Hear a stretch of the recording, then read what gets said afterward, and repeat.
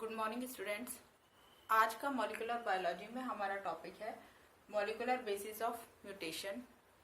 Molecular basis of mutation समझने से पहले हम समझ लेते हैं कि म्यूटेशन क्या है। डेफिनेशन के according mutation it is the sudden change in genetical material.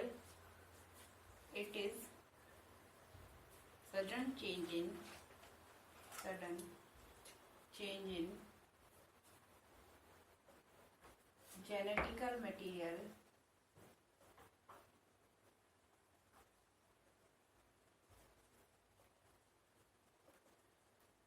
by which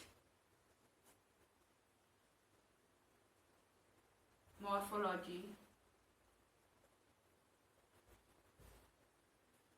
anatomy and physiology of an organism is changed. Physiology of an organism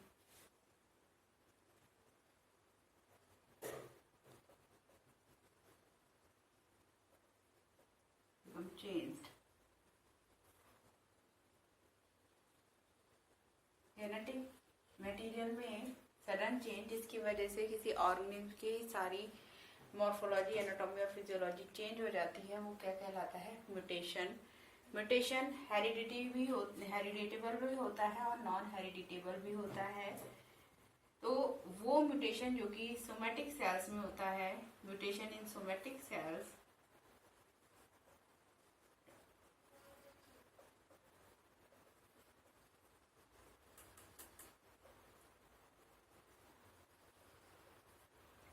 ये इनहेरिडिटेबल होता है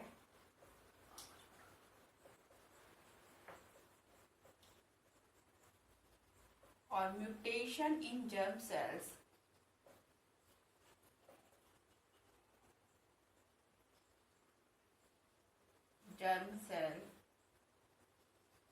ये हेरिडिटेबल होता है।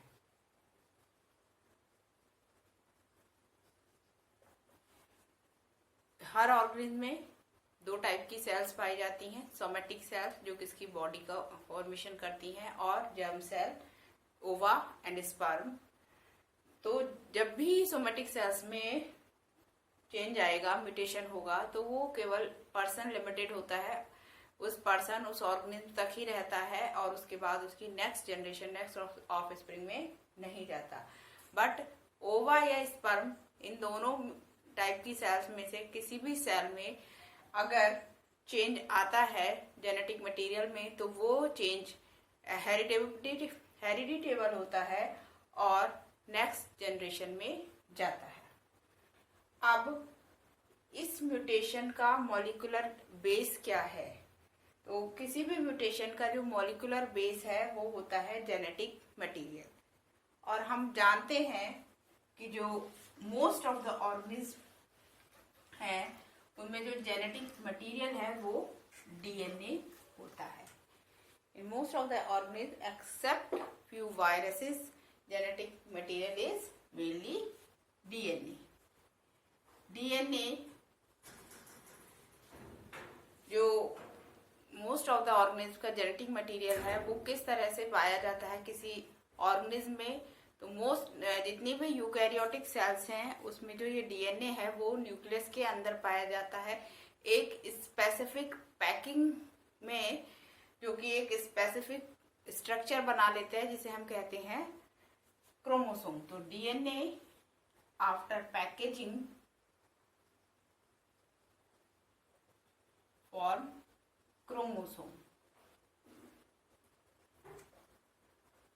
डीएनए मटेरियल है वो स्पेसिफिक टाइप से पैक होता है डिफरेंट प्रोटीन की हेल्प से, जिन्हें हम हिस्टोन प्रोटीन कहते हैं यूकैरियोट्स में,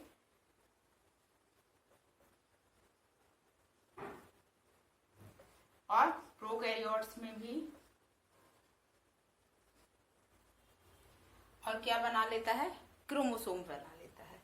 और ये क्रोमोसोम अगर यूकैरियोटिक सेल है तो न्यूक्लियस के अंदर पाया जाएगा, और अगर प्रोकैरियोटिक सेल्स है तो साइटोप्लाज्म में नेकेड पाया जाएगा। जैसे हमें पता चलता है कि जेनेटिक मटेरियल के दो बेसिक कंपोनेंट हो गए, ब्रॉड सेंस में क्रोमोसोम, जिसके अंदर अल्टीमेटली क्या है, डीएनए है।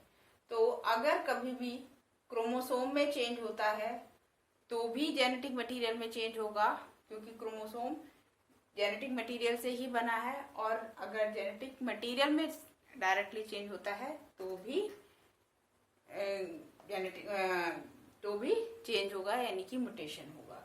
यानी कि क्रोमोसोम में चेंज होगा तो भी म्यूटेशन होगा, और अगर डीएनए में चेंज होगा तो भी म्यूटेशन होगा। तो मॉलिक्यूलर बेस ऑफ म्यूटेशन समझने के लिए ये दोनों स्ट्रक्चर हमें दिमाग में रखने हैं कि दोनों ही जेनेटिक मटेरियल के ही पार्ट हैं, क्रोमोसोम भी और डीएनए भी। तो जो म्यूटेशन है मॉलिक्यूलर बेस पर, दो पार्ट में हम उसे डिवाइड कर सकते हैं, एक at chromosomal level and second at gene level और डीएनए लेवल।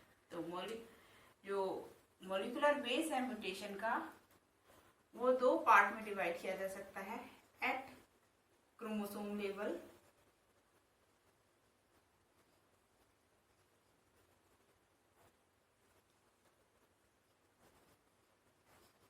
और एट डीएनए लेवल और जीन, और इसका एक और नाम है पॉइंट म्यूटेशन।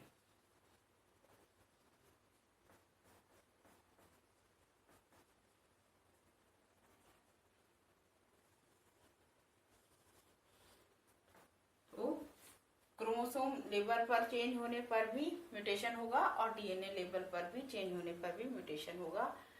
डीएनए लेवल और जीन एक ही बात है। डीएनए का वो फ्रेगमेंट, वो न्यूक्लियोटाइड सीक्वेंस जो किसी स्पेसिफिक कैरेक्टर को रिप्रेजेंट करता है, किसी स्पेसिफिक फिजियोलॉजी को रिप्रेजेंट करता है, उसके लिए स्पेसिफिक प्रोटीन बनाता है, जो फंक्शनल प्रोटीन बनाता है, वो स्पेसिफिक डीएनए का सीक्वेंस क्या कहलाता है, जीन कहलाता है। तो जीन और डीएनए लेवल पर जब भी सडन चेंज होगा तो ऐसे म्यूटेशन को हम पॉइंट म्यूटेशन कहते हैं। तो सबसे पहले हम देख लेते हैं कि क्रोमोसोमल लेवल पर किस किस तरह से म्यूटेशन हो सकता है। क्रोमोसोम लेवल्स पर दो तरह से म्यूटेशन हो सकता है, या तो क्रोमोसोम का नंबर चेंज हो जाए, चेंज इन नंबर,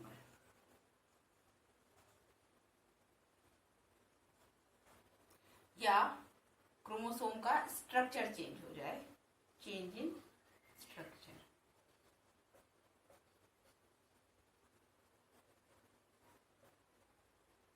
अगर ह्यूमन बीइंग में देखा जाए तो ह्यूमन बीइंग में 46 क्रोमोसोम पाए जाते हैं, 23 पेयर्स ऑफ क्रोमोसोम पाए जाते हैं, और क्रोमोसोम का एक पर्टिकुलर स्ट्रक्चर होता है।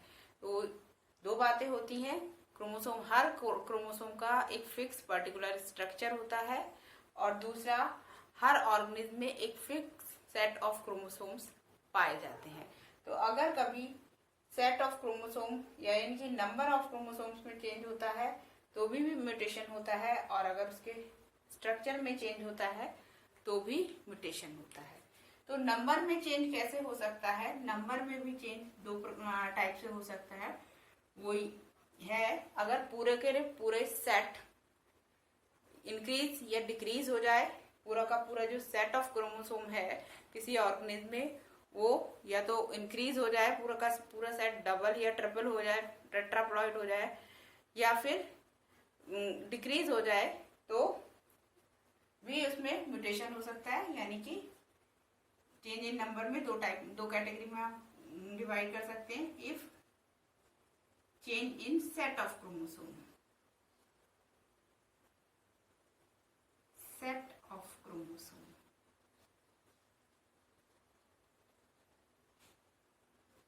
क्रोमोसोम के सेट में चेंज हो जाए, या if 1 or 2 chromosome increase or decrease in a particular set.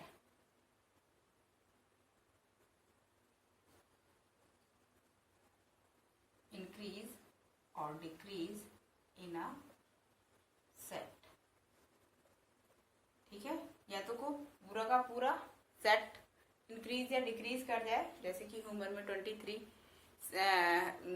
जो है हैप्लॉइड जीनोम है और डबल उसका 46 क्रोमोसोम पेयर में पाए जाते हैं। अगर 46 में भी 23 पूरा का पूरा एक हैप्लॉइड सेट और इंक्रीज हो जाए तो ये क्या है, change in set of chromosome number. तो जब भी सेट पूरा का पूरा सेट चेंज होगा तो इस कंडीशन को हम कहते हैं यूप्लॉइडी। यूप्लॉइडी का मीन्स है कि एक पर्टिकुलर सेट ऑफ क्रोमोसोम, तो जब भी सेट ऑफ क्रोमोसोम में चेंज होगा तो म्यूटेशन होगा। और अगर क्रोमोसोम 1 या 2 इंक्रीज या डिक्रीज होता है किसी जो ऑर्गेनिज्म का पर्टिकुलर सेट ऑफ क्रोमोसोम है उसमें, तो ये कहलाता है एन्यूप्लॉइडी।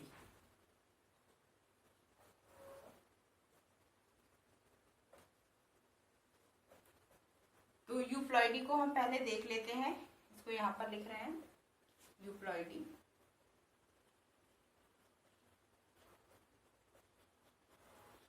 यानी कि सेट ऑफ क्रोमोसोम।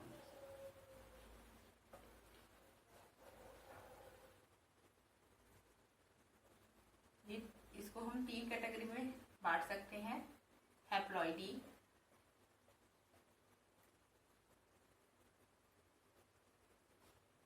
डिप्लॉइडी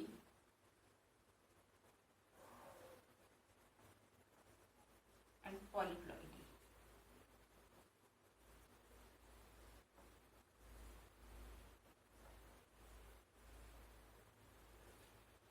हैप्लॉइडी मतलब जो सेट ऑफ क्रोमोसोम है सिंगल है, डिप्लॉइडी 2n है और पॉलीप्लॉइडी में 3n 4n 5n 6n 2n से ज्यादा जब भी सेट ऑफ क्रोमोसोम होंगे तब वो कंडीशन क्या कहलाएगी, polyploidy, more than 2n।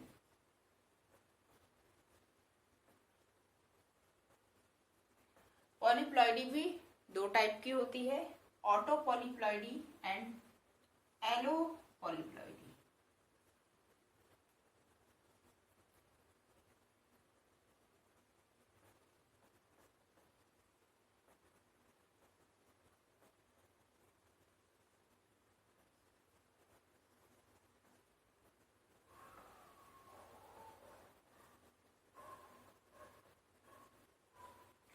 Auto polyploidy में जब जो ऑर्गेनिज्म है उसका जो अपना क्रोमोसोम सेट है वो इंक्रीज होता है या वो डिक्रीज होता है तो वो ऑटो पॉलीप्लॉइडी। ऑटो पॉलीप्लॉइडी में जो उसका खुद का जो क्रोमोसोम सेट है वो डबल ट्रिपल इस तरीके से हो जाता है, तब ये कंडीशन कहलाती है ऑटो पॉलीप्लॉइडी। यानी कि अगर किसी में क्रोमोसोम XX है जो उसका अपना सेट है तो उसमें XX या XXXX ये कंडीशन हो जाती है। सेम क्रोमोसोम डबल या ट्रिपल हो जाते हैं तो ये क्या कहलाती है, ऑटो पॉलीप्लॉइडी। तो जो पॉलीप्लॉइडी है ये डिफरेंट केमिकल भी इंड्यूस करते हैं, डिफरेंट केमिकल के थ्रू भी पॉलीप्लॉइडी इंड्यूस कराई जाती है, जिसमें से जो बहुत कॉमन केमिकल जो साइंटिस्ट इस्तेमाल करते हैं पॉलीप्लॉइडी इंड्यूस कराने के लिए वो है colchicine. Colchicine both auto polyploidy और एलो पॉलीप्लॉइडी दोनों के लिए ही काम करता है।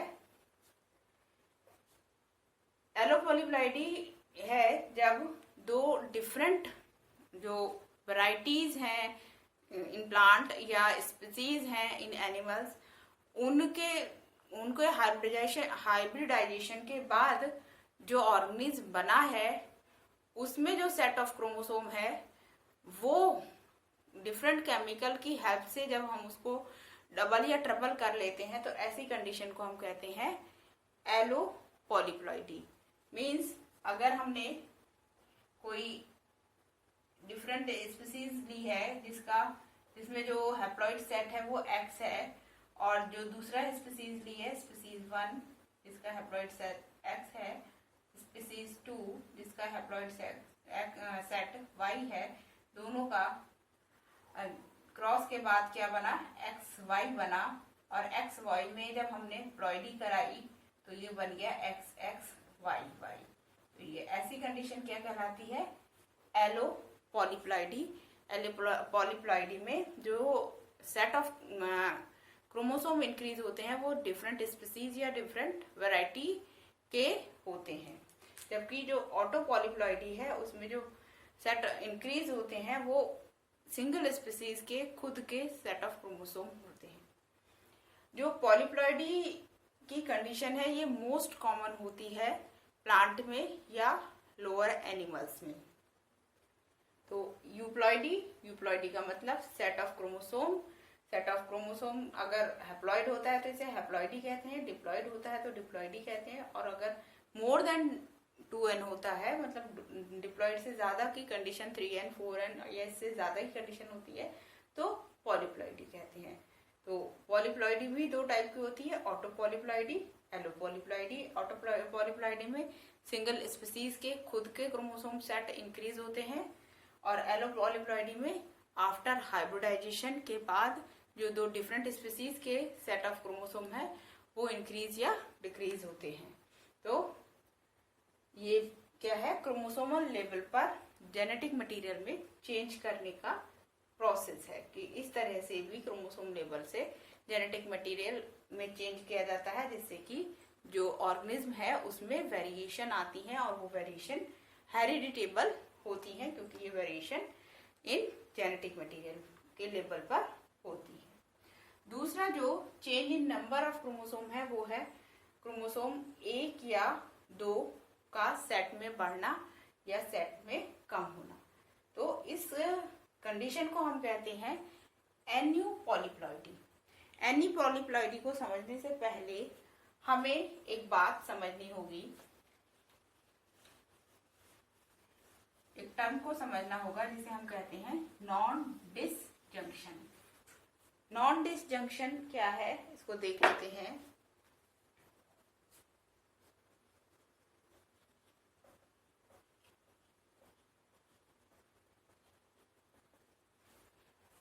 At the time of sexual reproduction, at the time of production of sex cells, a specific type of cell division occur which is known as meiosis. और meiosis में जो क्रोमोसोम नंबर हैं वो रिड्यूस हो जाते हैं। तो अगर कोई सेल meiosis कर रही है, 2n सेल है, तो उसमें अगर मियोसिस हो रही है तो मियोसिस में दो स्टेज में डिवाइड करते हैं हम, मियोसिस 1 और मियोसिस 2। और एक बार एक सेल में मियोसिस होती है तो उससे हमें 4 हैप्लॉइड डॉटर सेल मिलती हैं। तो मियोसिस फर्स्ट में रिडक्शन डिवीजन जिसे हम कहते हैं, जो डॉटर सेल बनती हैं वो हाफ NN हो जाती हैं, और ये फिर इक्वेटोरियल डिवीजन होता है और इससे भी 2 सेल्स बनती हैं जिसमें सेम क्रोमोसोम नंबर रहता है।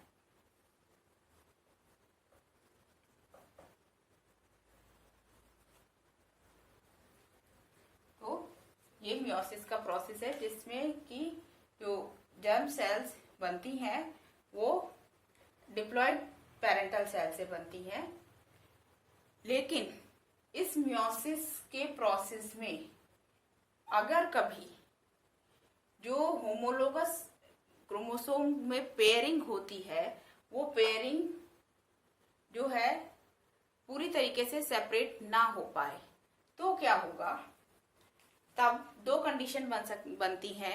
एक ये कि जो उससे बनने वाली डॉटर सेल है उसमें किसी एक डॉटर सेल में, कुछ डॉटर सेल्स में जो क्रोमोसोम नंबर है वो एक कम हो जाएगा और जिसमें वो होमोलोगस क्रोमोसोम का वो क्रोमोसोम गया है उसमें वो एक क्रोमोसोम नंबर बढ़ जाएगा।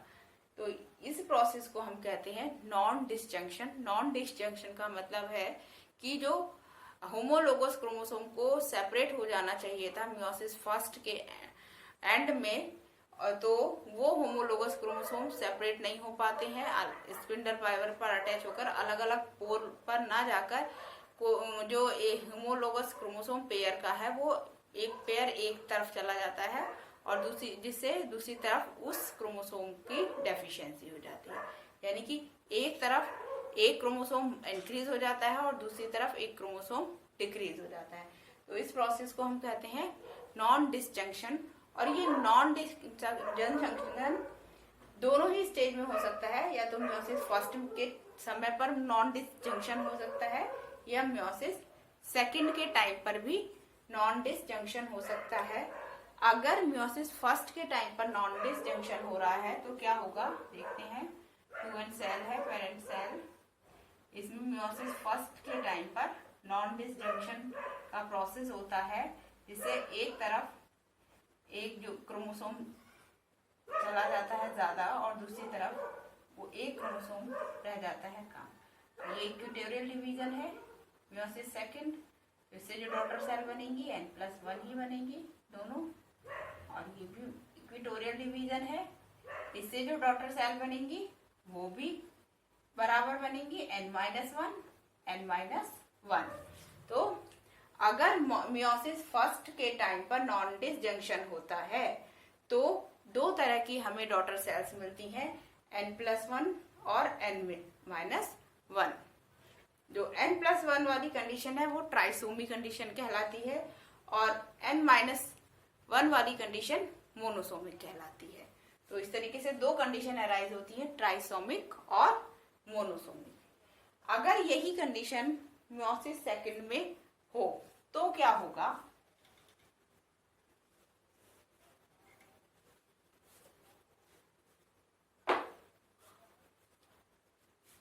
2N पेरेंटल सेल है, मियोसिस फर्स्ट नॉर्मल होती है जिससे हैप्लॉइड सेल बनती हैं दो डॉटर।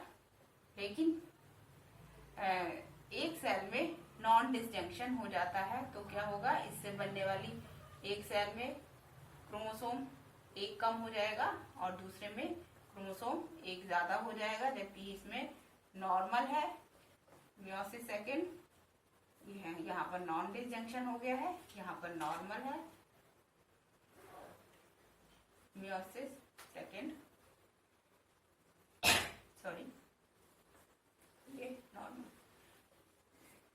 तब हम देखते हैं अगर मियोसिस सेकंड में नॉन डिसजंक्शन होता है तो तीन टाइप की हमें डॉटर सेल मिलती हैं, N-1 N+1 और N वाली।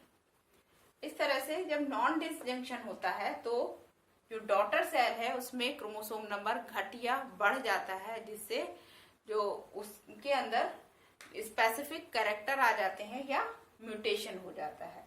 तो इस कंडीशन को हम कहते हैं एन्यूप्लॉइडी। एन्यूप्लॉइडी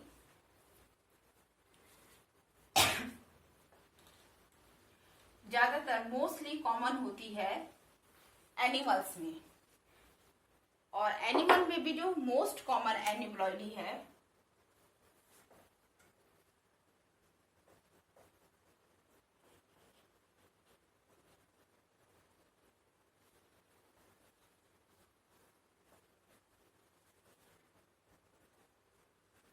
वो है ट्राइसोमी।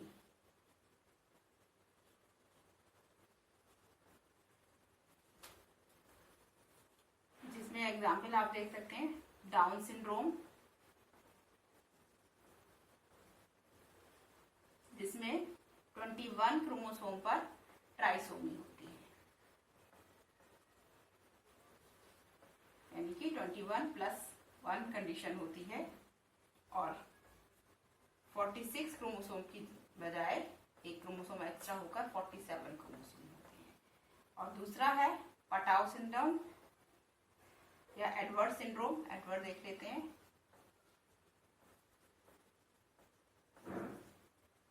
इसमें 18th क्रोमोसोम पर ट्राइसोमी होती है, जिसकी वजह से जो 46 क्रोमोसोम है वो 47 में चेंज हो जाता है। तो एन्यूप्लॉइडी की कंडीशन मोस्टली एनिमल्स में कॉमनली देखी जाती है और यूप्लॉइडी की कंडीशन मोस्टली प्लांट में देखी जाती है। इसी तरीके से अगर स्ट्रक्चर में क्रोमोसोम के चेंज आ जाए तो भी ऑर्गेनिज्म के कैरेक्टर्स में, फिजियोलॉजी में चेंज आ जाता है, यानी कि म्यूटेशन हो जाता है। तो स्ट्रक्चर में कैसे किन किन टाइप से चेंज आ सकता है, वो ये है स्ट्रक्चरल चेंज।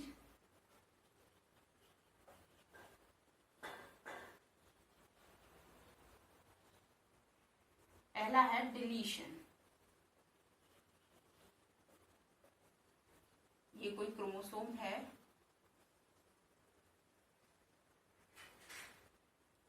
ठीक है, इसकी कोई arm at the time of cell division टूटकर, चाहे वो सिनॉप्सिस फॉर्मेशन है या क्याजमेटा फॉर्मेशन के दौरान जो डिफरेंट सेल डिवीजन के प्रोसेस है, उस समय वो किसी वजह से टूट जाती है। तो जो क्रोमोसोम, जो जीन्स उस आर्म पर प्रेजेंट होंगे वो डिलीट, वो क्या हो जाएंगे, उसमें कम हो जाएंगे ऑफ स्प्रिंग में।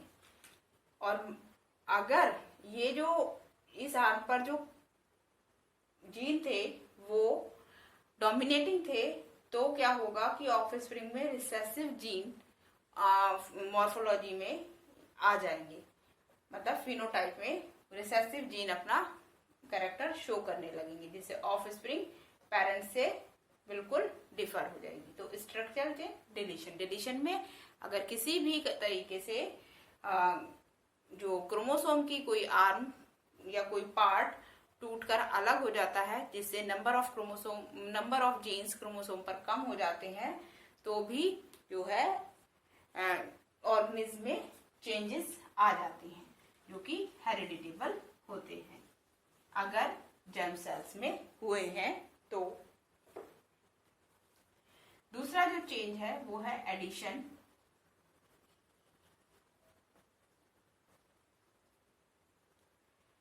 माना जो पिछली हमने अभी एग्जाम्पल देखा था, उस क्रोमोसोम से डिलीट हुई आर्म यहां पर आकर अटैच हो गई,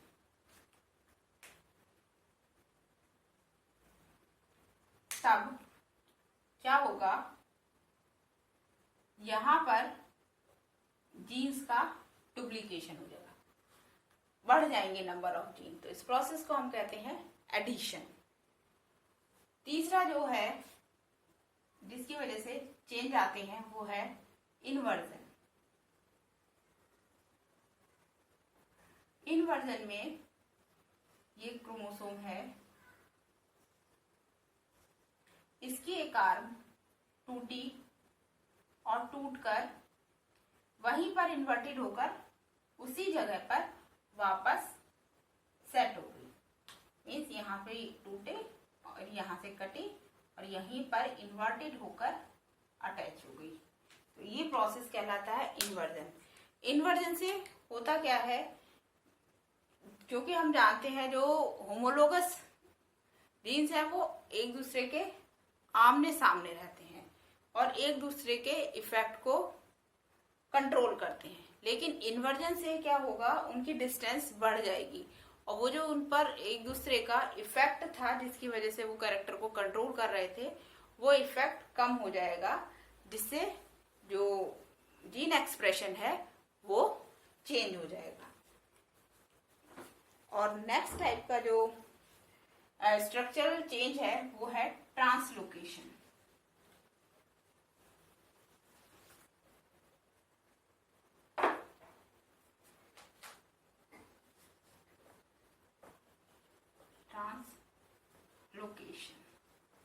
ट्रांसलोकेशन में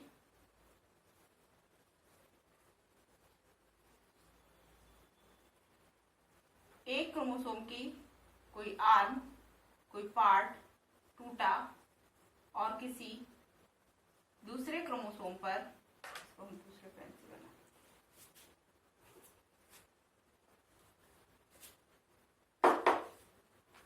दूसरे क्रोमोसोम पर जाकर अटैच हो गया।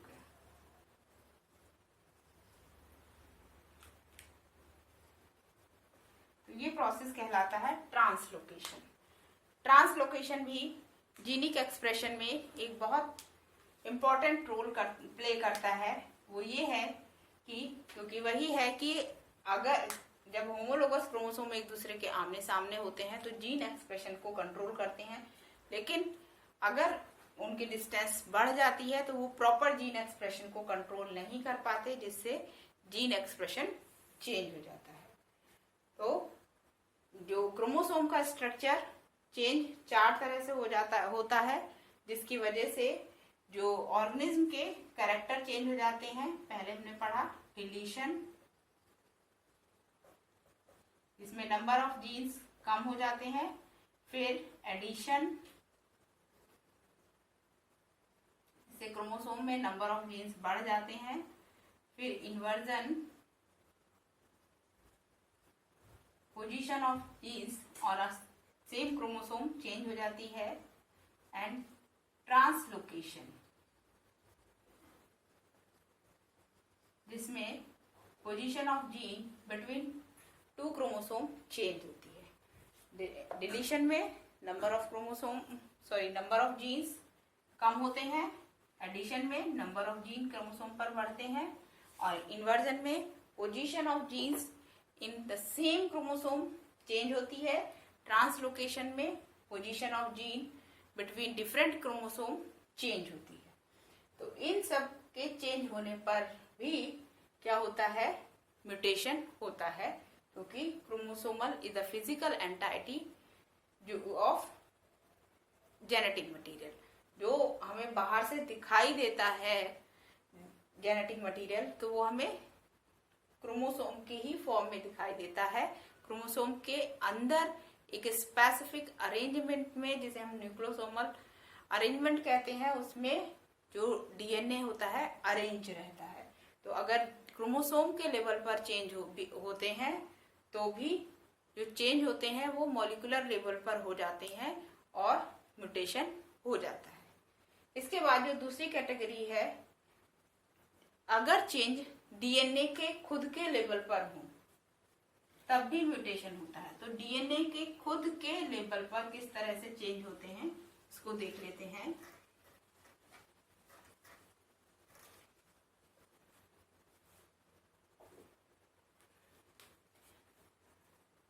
डीएनए अगर हम समझे तो डीएनए क्या है, पॉलीन्यूक्लियोटाइड हेलिक्स है, डबल न्यूक्लियोटाइड चेन का हेलिक्स है, 2 न्यूक्लियोटाइड हेलिकल फॉर्म में अरेंज है।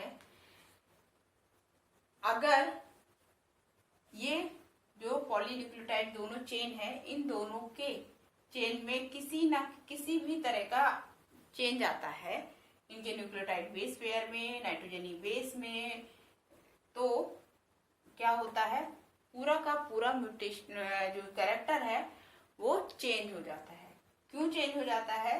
क्योंकि जो फ्लो ऑफ एनर्जी है वो डीएनए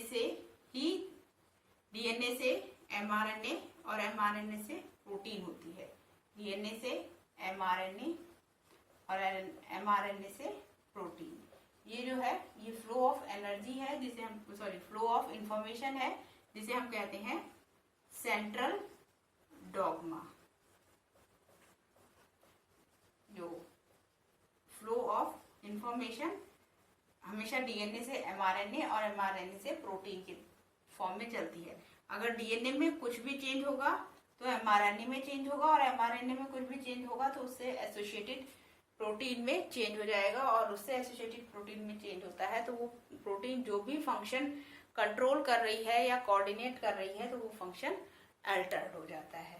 तो डीएनए में चेंज किस किस तरह से होता है ये हम देख लेते हैं, किस किस तरह से हो सकता है।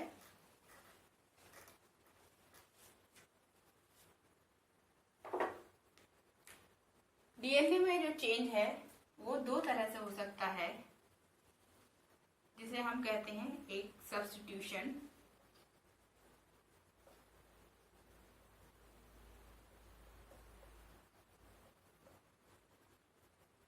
और दूसरा है चेंज इन एडिशन और डिलीशन ऑफ एडिशन, या हम सिंपल लैंग्वेज में कहें frame shift.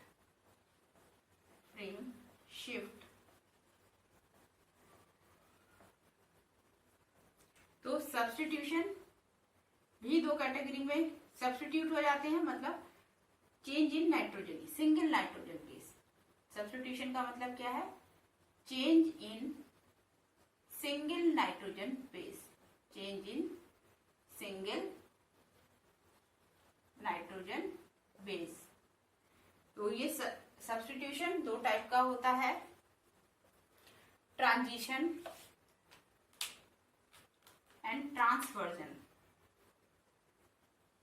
Transition and transversion. जो ट्रांजिशन है, हम जानते हैं कि डीएनए में दो तरह के नाइट्रोजनी बेस पाए जाते हैं, प्यूरीन एंड पिरामिडीन। प्यूरीन भी दो टाइप के होते हैं, देख लेते हैं यहाँ पर। प्यूरीन नाइट्रोजनी base sorry, purine and pyrimidine. Purine दो टाइप के, adenine and guanine, pyrimidine cytosine and thymine, किसमें पाए जाते हैं? डीएनए में। तो अगर ये नाइट्रोजनी बेस केवल एक प्यूरीन दूसरे प्यूरीन से चेंज हो जाए या दूसरी प्यूरीन पहले प्यूरीन से चेंज हो जाए, तो इस तरीके का जो चेंज है वो कहलाता है ट्रांजिशन। तो एक प्यूरीन दूसरे प्यूरीन में चेंज हो या एक पिरामिडीन दूसरे पिरामिडीन में चेंज हो, तो इस तरीके का ट्रांजिशन चेंज जो कहलाता है वो ट्रांजिशन कहलाता है। तो ट्रांजिशन में प्यूरीन प्यूरीन से चेंज होती है और पिरामिडीन पिरामिडीन से चेंज होता है, जिसकी वजह से जो है पेयरिंग में चेंज आ जाता है और एक सेल साइकिल रिपीटेशन के बाद यानी कि रेप्लिकेशन के बाद डीएनए के स्ट्रक्चर में चेंज आ जाता है और म्यूटेशन हो जाता है। ट्रांसवर्जन में प्यूरीन पिरामिडीन से चेंज होगी और पिरामिडीन प्यूरीन से चेंज होगा, यानी कि एडेनिन अगर एडेनिन की जगह थायमिन आ जाए या थायमिन की जगह एडेनिन आ जाए, तो इस तरह प्रकार के जो चेंज होगा वो ट्रांसवर्जन कहलाएगा। या साइटोसिन की जगह पर ग्वानिन आ जाए या ग्वानिन की जगह पर साइटोसिन आ जाए, तो ये चेंज ट्रांसवर्जन कहलाएगा। इस तरीके से ये दोनों ही चेंज क्या कहलाते हैं? सब्स्टिट्यूशन कहलाते हैं। इसके बाद आता है frame shift mutation. Frame shift mutation means जो डीएनए का फ्रेम है, फ्रेम मतलब जो वो उसकी जो टेम्पलेट स्टेंट है, अगर वो उसमें न्यूक्लियोटाइड बेस पेयर एक पर्टिकुलर सीक्वेंस में अरेंज है, वो सीक्वेंस अगर चेंज हो जाता है तो जो उससे एमआरएनए बन रहा है जिस पर कोड है, तो वो कोड का सीक्वेंस भी वो चेंज कर देता है। कोड के सीक्वेंस के चेंज हो जाने से जो रीडिंग फ्रेम है वो चेंज हो जाता है, जिससे जो बनने वाली प्रोटीन है वो भी चेंज हो जाती है और प्रोटीन के चेंज हो जाने से उसका एक्सप्रेशन चेंज हो जाता है, जिससे ऑर्गेनिज्म में म्यूटेशन होता है। तो फ्रेम शिफ्ट म्यूटेशन भी दो तरह से होता है,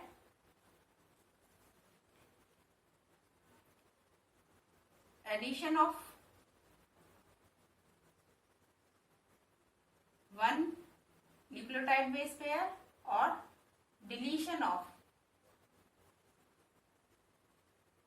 वन न्यूक्लियोटाइड बेस पेयर। तो ये दोनों ही कंडीशन में क्या होता है, जो रीडिंग फ्रेम है डीएनए का वो चेंज हो जाता है। कैसे देख लेते हैं, इसको रब कर देते हैं।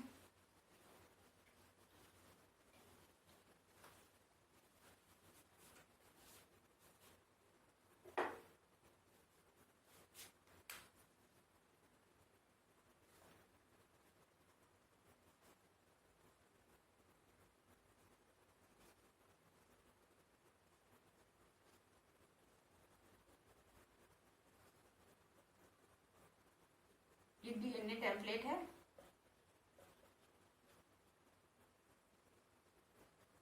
जिससे एमआरएनए बनेगा U A U A A U A A U A A U A, क्योंकि एडेनिन की जगह थाइमिन, थाइमिन आरएनए में नहीं पाया जाता, आरएनए में उसकी जगह क्या पाया जाता है, यूरेसिल। तो ये जो कोड है AUA, ये आइसोल्यूसिन एमिनो एसिड को कोड करता है।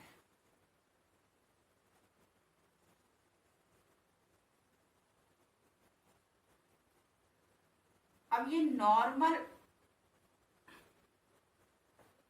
नॉर्मल अगर होगा तो ये क्या बनाएगा, आइसोल्यूसिन आइसोल्यूसिन आइसोल्यूसिन आइसोल्यूसिन, क्या, एमिनो एसिड चेन बनाएगा, पॉलीपेप्टाइड चेन, जिसका कोई फंक्शन होगा, XYZ कोई भी फंक्शन हो सकता है। अगर इसमें किसी एक न्यूक्लियोटाइड बेस पेयर में चेंज हो जाता है तो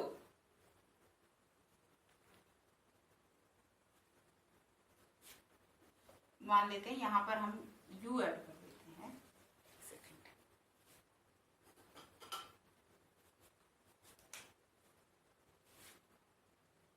AUA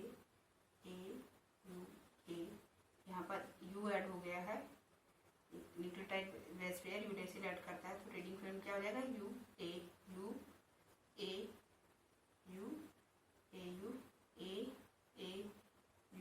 ये बचेगा A।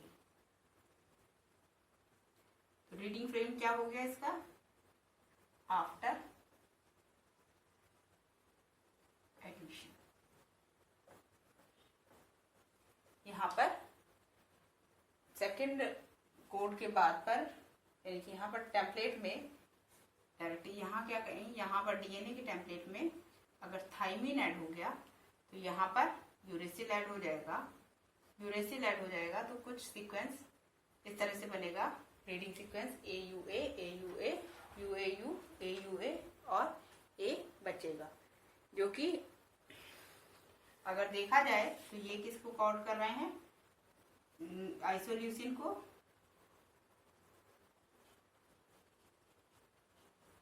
जबकि ये टायरोसिन को कोड करता है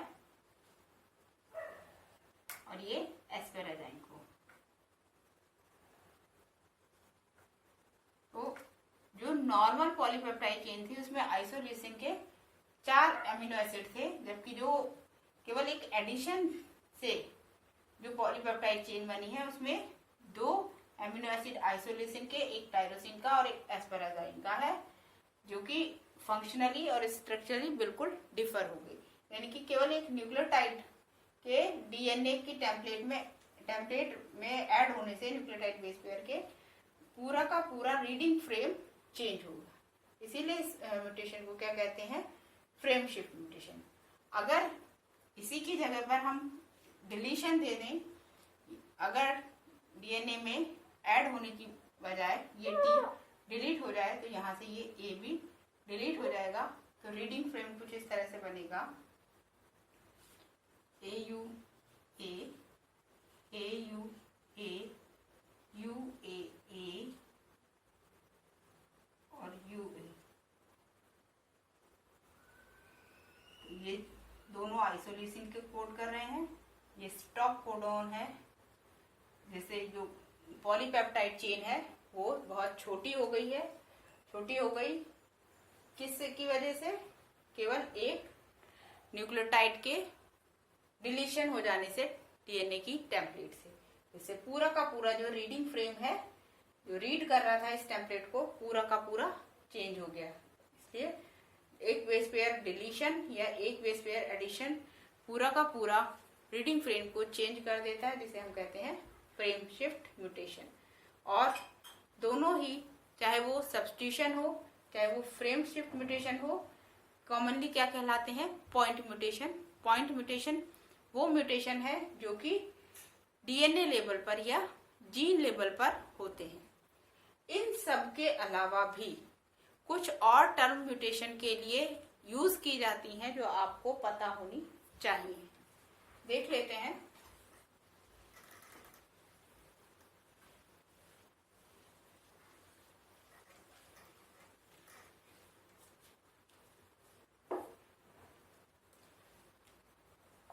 साइलेंट म्यूटेशन।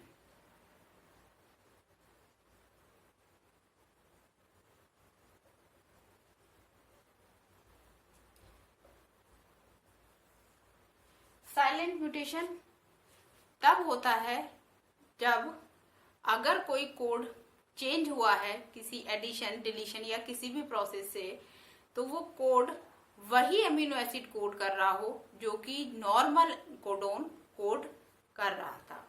मतलब ये बिल्कुल अंडरस्टूड है कि जो प्रोटीन में अमीनो एसिड पार्ट करते हैं वो 20 होते हैं, लेकिन जो कोड होते हैं डिफरेंट वो 64 होते हैं। यानी कि जो मोर देन वन कोड एक पर्टिकुलर टाइप के अमीनो एसिड को कोड करता है। और कभी किसी चेंज की वजह से, किसी पॉइंट म्यूटेशन की वजह से कोई कोड चेंज होता है और वो वही अमीनो एसिड कोड करता है जो कि नॉर्मल कोड कर रहा था, तो ऐसे म्यूटेशन को साइलेंट म्यूटेशन कहते हैं। क्योंकि ऐसे म्यूटेशन का मॉर्फोलॉजी, फिजियोलॉजी या किसी और जेनेटिक प्रोसेस पर कोई इफेक्ट नहीं पड़ता है, क्योंकि फंक्शनिंग यानी कि उनका जो कोडिंग है, वो जो रीडिंग फ्रेम है वो सेम है।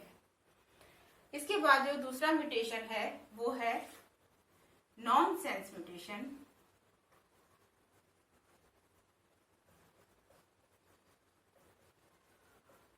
नॉनसेंस म्यूटेशन में जब कोई जो प्रोटीन कोड है वो किसी भी म्यूटेशन से, किसी भी तरह से ऐसे कोड में चेंज हो जाता है जहां कि जो कोड बन रहा है वो स्टॉप कोडोन है, तो ऐसे म्यूटेशन को कहते हैं नॉनसेंस म्यूटेशन। मतलब कोडिंग साइट किस में चेंज हो जाती है? नॉन कोडिंग में। ऐसा जो म्यूटेशन है वो नॉनसेंस म्यूटेशन कहलाता है। इसके बाद एक और टाइप के म्यूटेशन को हम देखते हैं, वो है मिससेंस म्यूटेशन।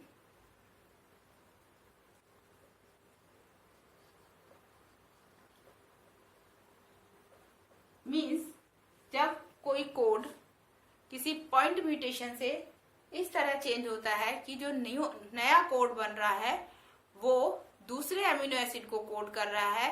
नॉर्मल जो कोडोन था वो दूसरे अमीनो एसिड को कोड कर रहा, तो इस तरह का म्यूटेशन कहलाता है मिससेंस म्यूटेशन। दोनों ही नॉनसेंस म्यूटेशन और मिससेंस म्यूटेशन दोनों ही रीडिंग फ्रेम को चेंज करते हैं, जिससे पर्सन की जो पर्सन है, जो ऑर्गेनिज्म है, उसकी जो फिजियोलॉजी है, मॉर्फोलॉजी है, जो जेनेटिक्स है वो चेंज हो जाती है। आज आपने म्यूटेशन का मॉलिक्यूलर बेस देखा, क्रोमोसोमल लेवल से लेकर डीएनए लेवल तक। आई थिंक आपको समझ में आया होगा। फिर भी इससे रिलेटेड अगर आपको कोई भी दिक्कत है, कोई भी परेशानी है, तो आप मुझे नीचे कमेंट में बता सकते हैं। नेक्स्ट लेक्चर में हम उसे शॉर्ट आउट करने की कोशिश करेंगे। Thank you very much.